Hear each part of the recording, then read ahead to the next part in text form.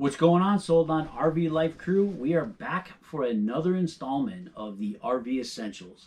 If you missed our first one, which was part one, electrical, we'll post a link up here, I think, or there, one of the two. Part two is water and sewer. Now, part three, we're going to get into something a little different, and it's going to be all the other stuff. So I brought my co-workers here, Sadie, Mr. Bones. They're going to help us out, so we'll get into it right after the intro.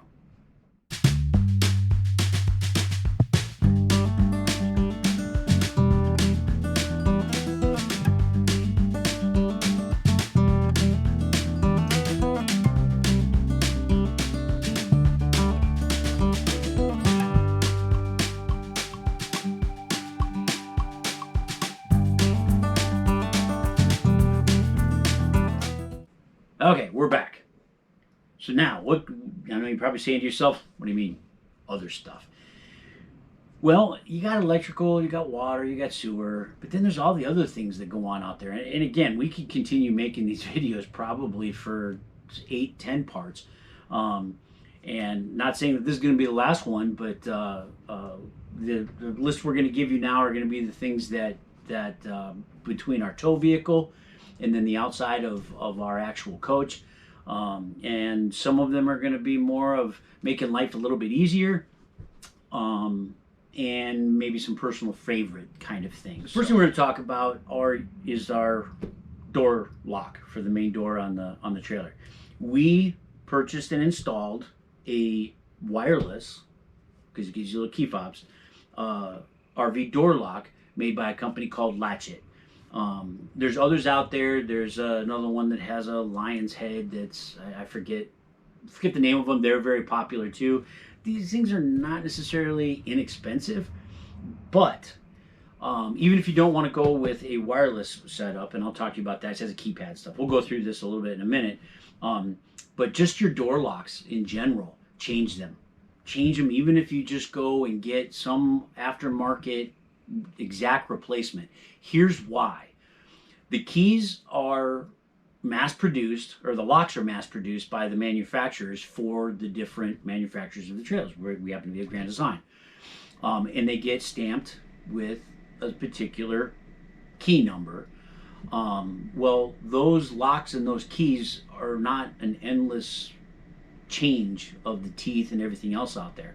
And we've actually heard of people that have had their coach broken into, but they didn't break in. They just had a key, and they had on the key was stamped the number. They walked up, saw the lock, and saw the number stamped on the lock, and their key opened up their baggage doors on the outside, and they were able to take stuff.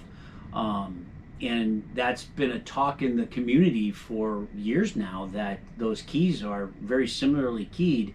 And so if you had 5 Grand Designs sitting on a lot somewhere, 2 of them may be same keys, and that's not uncommon. We have not had that problem. We've kept our original locks on our baggage doors, but at some point I'd like to switch everything over to a keyless.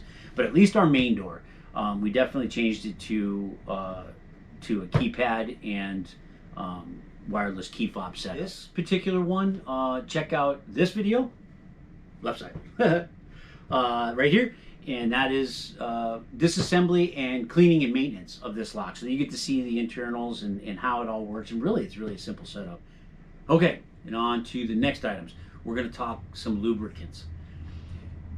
Each of the coaches are going to come with manufacturer's user's manual, owner manual. You're going to get this big pile of all the stuff for your stove, your refrigerator, your door, your awnings. Whatever little thing that you have on there, you're probably going to get an owner's manual from it. And they're all going to give you maintenance recommendations and lubrication recommendations and all those kind of things. I know before I've talked about, the endless bottomless pit rabbit hole you can go down.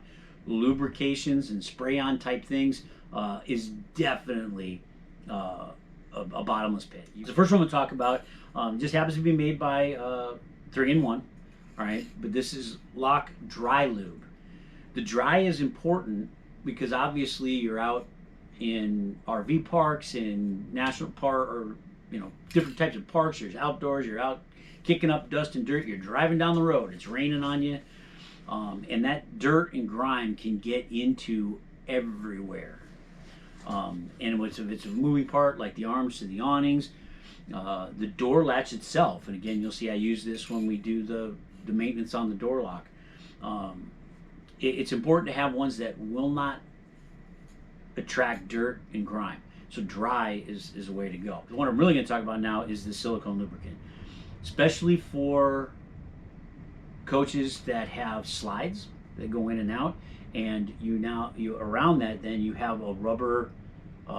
Ours is pretty thick or pretty tall, and it's I don't know, good quarter of an inch, maybe a little more, a thickness in the rubber, and that's what keeps wind and water, bugs, and those kind of things from getting in along the outside edges of the slides. Are these things sealed up? By no means are they. There's holes all over the place. However, those rubber help keep stuff from coming inside. You know, they act as a little sweeper, and things like that. And that is exposed to the elements, both while you're traveling and the slides are in. Those rubber pieces, even though they may be peeled in a little bit, are still exposed to what's going on outside, and especially when the slides are out, sun, those kind of things. Silicone lubricant, this stuff is the bomb. It can be used on plastic parts, rubber parts. The nice thing about most of these, especially this one by Blaster, is it doesn't attract dirt and grime. It goes on wet, doesn't necessarily dry like this, but it does get in there, and it does kind of give a film afterwards, but it's not tacky, it's not sticky at all.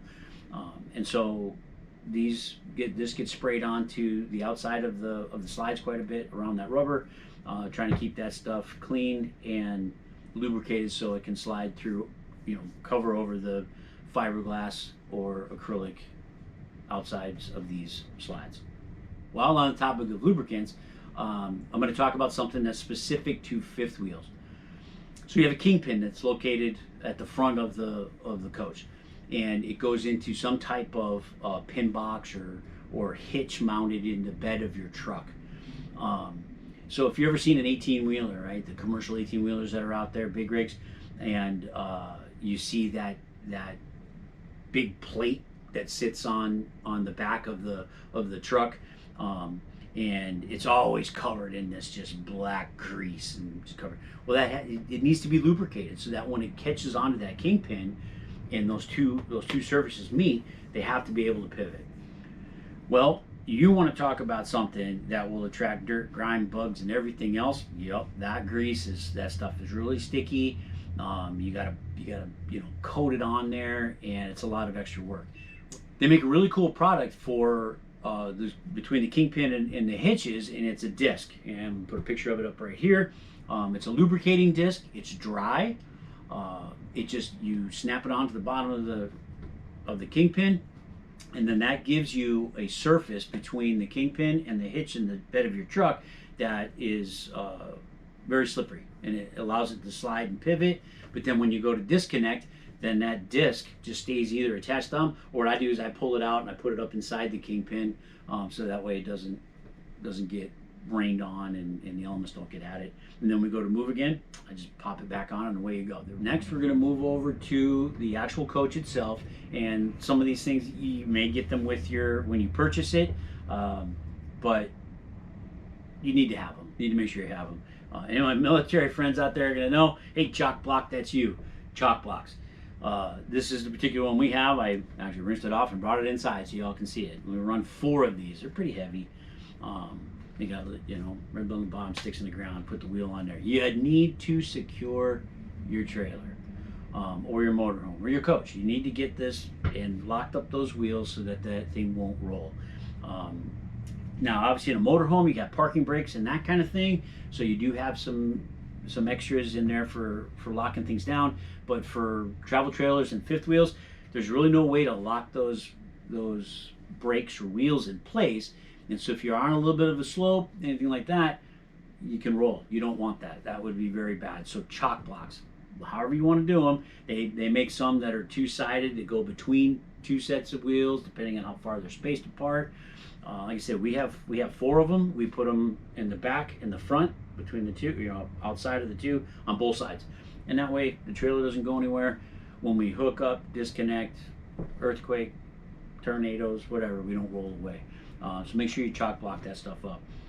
Landing pads.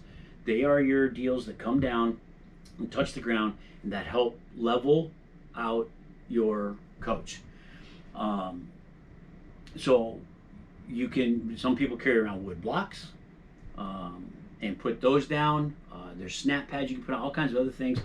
But the Lego blocks, these things are worth their weight in gold.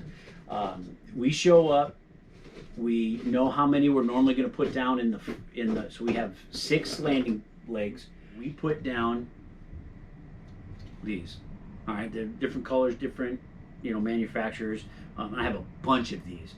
We found out the hard way. We had gotten to, I want to say it was one of the state parks in Oregon or something like that. And the site we were in was literally on a slant, and I could not get the legs would not come down far enough on that low end side to level the trailer. I couldn't get it leveled, so I had to stack and stack and stack, and I'm finding wood and doing all kinds of crazy things. These things are again, I don't think you call them essentials, but for us, absolutely have these. Obviously we're here and in place, and we have ours down, and I have a whole nother stack of these. Laura will find them on the trade table, or if somebody's saying, hey, we don't want these anymore, we're going to get rid of them. Yep, we scoop them up, because you just never know when you might need something to put down. They crack. They're plastic, right? They crack, they'll break, they'll wear out.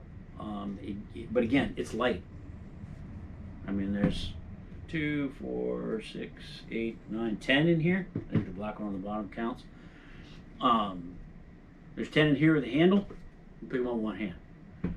You're going to put these down where those landing feet are going to come down and touch the ground. People say, well, why? The manufacturer made these landing feet with the pads on the end of them to do just that.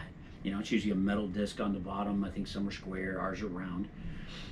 We put snap pads on there, which is just a hard rubber pad that snaps onto the bottom of that to give it a little more, and makes the foot bare.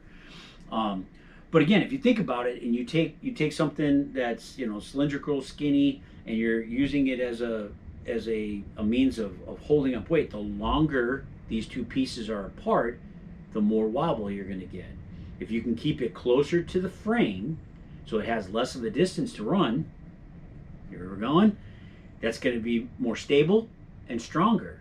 And so those side motions aren't going to make it sway as much, and that's going to give you a more stable foundation. And that's what these are basically used for. Is you put these down so that that foot doesn't have to go to full extension or even halfway. We try and keep them up as close to the frame as we can, because then it's more stable for winds and rocking, and you'll get to experience all this stuff when you get to it. So anyway, Lego blocks, definitely worth it.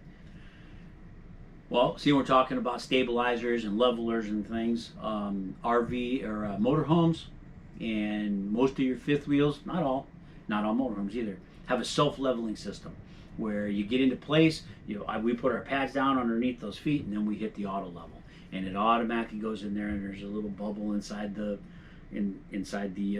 computer brain that runs all of that, and it's adjustable. You can go back and do stuff and set it, but once it's set, you hit the button.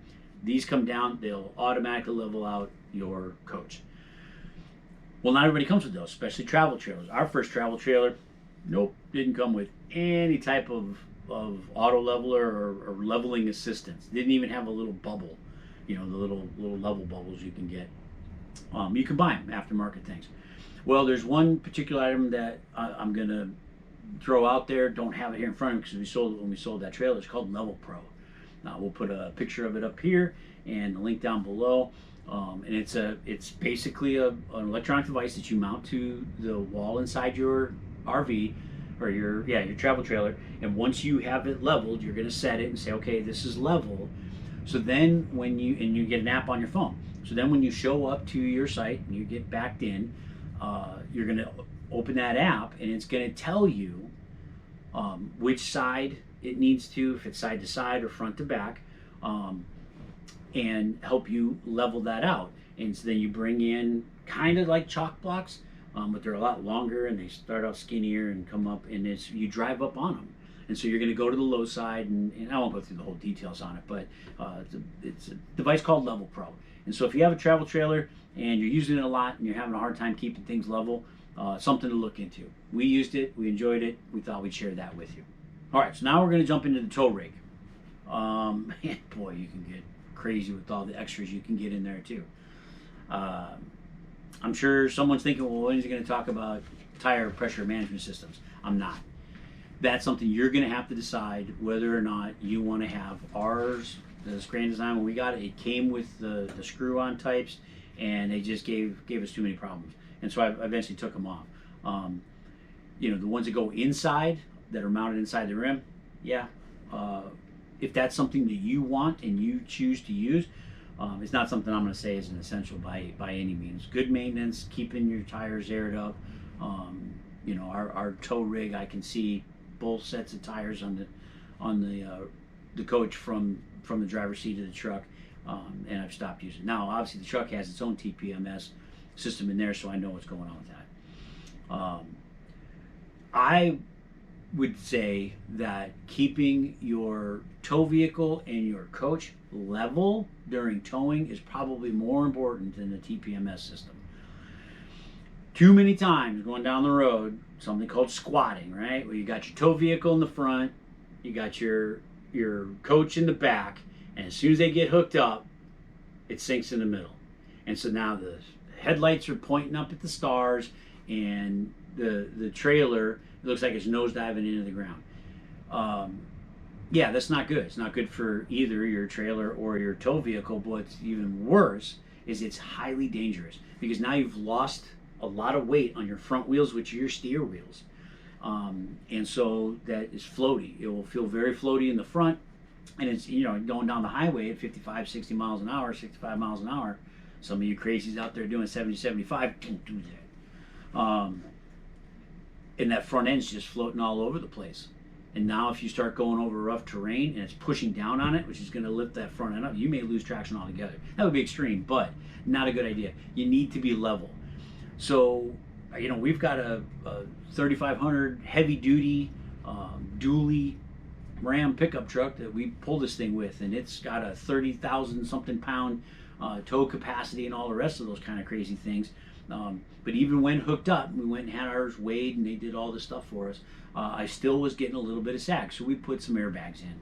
I'm not saying you have to do it, but earlier on, like some of these other videos, maybe you got the hint that I like to have adjustability and be able to be versatile in what we do. And so by adding the airbags, we can now level stuff out. We did a bunch of the tape measuring things, and I have written down a piece of paper inside the trucks before we go. I look at that and say, okay, I got to inflate the airbags to 54 pounds before the rig's on it, and then once we get it hooked up, it goes up to 71. There it is. It's that simple. And that keeps us nice and level. It took away that kind of floaty front end I was feeling a little bit. And it's safer, just all around safer. So I'm not saying go out and spend all the money on airbags, and I don't have a compressor or a holding tank. I just do it by my little compressor that sits inside the garage bay. You know, I put those airbags on that truck on a cement slab in Corpus Christi, Texas, at the Naval Air Station there. And it wasn't hard at all. It went right on, really simple, good instructions. Anyway, do what you want with that, but make sure your rig is level. And if not, put in something to help level you out. And airbags are adjustable, can be taken back out if you don't want to keep them in there. Then you want to keep them for, you know, you trade your vehicle in, wanting something else, whatever. Really easy to use. Definitely worth looking into if you're not having a level end on your trailer to tow vehicle. All right, now we're still in the tow vehicle up front. Again, not an essential, highly recommended. You're out there traveling the country, and you're driving all of it, and you're going up the West Coast, and you're going to cut across, you're going to do Route 66, and you're going to get up into Illinois, and then you're going to go up into the Northeast and see Maine, and go into Vermont during the fall and the changing of the seasons, and then you're down to Florida. That's a lot of traveling. It's a lot of time on the road, right? What happens out there? Crazy drivers. We've seen more than we know what to do with. Actually, I think Laura's going to plug in a little video of a 18-wheeler that was way in front of us and was driving down, and it was a 2-lane, 3-lane highway, and it just had a slow gradual right turn, and this guy went right off the road, doing 60, 65. Into the dirt. He recovered and able to get back out. We caught it all on a dash cam.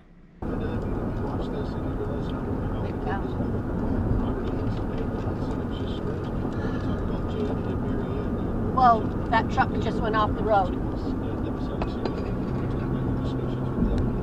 He sure did. You gonna make it back? Well, he went in right there. Oh wow, did he Wow, ever? did he make it? Oh my God. Watch. This one happens to be the Rove R2 4K. It's left side, right? Picture link down below. It sits on a little suction mount that sits up on the windshield. I have it wired. I bought a wire kit for it, and it's wired in. So when you start the rig up, it goes into recording mode. It even has a little system in here that while the vehicle's parked, it'll go into a sleep mode, but if it feels the vehicle get bumped, it turns on and starts recording. So, you know, someone hits your vehicle, whatever, whichever way this is facing, obviously all you're gonna get the recording on. But very inexpensive, easy to put in, and just comes with a little SD card, like your GoPros and etc. The app that you get on your phone lets you link into it, and that's how you can pull videos off and do whatever. So some type of recording device, dash cam kind of thing. You can get rear view mirrors that have them in there. They got fancy sets now that do front and back, so you can be looking backwards and forwards and stuff. Definitely recommend this because you never know what's going to happen. For us driving on the highway, I'd say probably, you know, jump in if you think I'm wrong here, but right lane, merge lanes coming in, right? People don't know how to merge. I'm sorry, if that's you, learn how to merge. The one that owns the lane owns the lane. If you're merging in, you need to adjust, either speed up and get out in front, or slow down and pull in behind. Well, I've got a 20-something foot truck and a 43-foot trailer, so I'm over 60 feet long. I'm somewhere around 22,000 to 24,000 pounds, right? And you're in your little 2,500, 3,000, 4,000 pound little sporty car, and you think that you're gonna just make me move. Not gonna happen. Not quickly, not easily. And all it's gonna take is one time for that to happen, and there, you know, an accident or something, and then now it's your word against theirs. Or you show the officer that's there to take the report, you show them the video.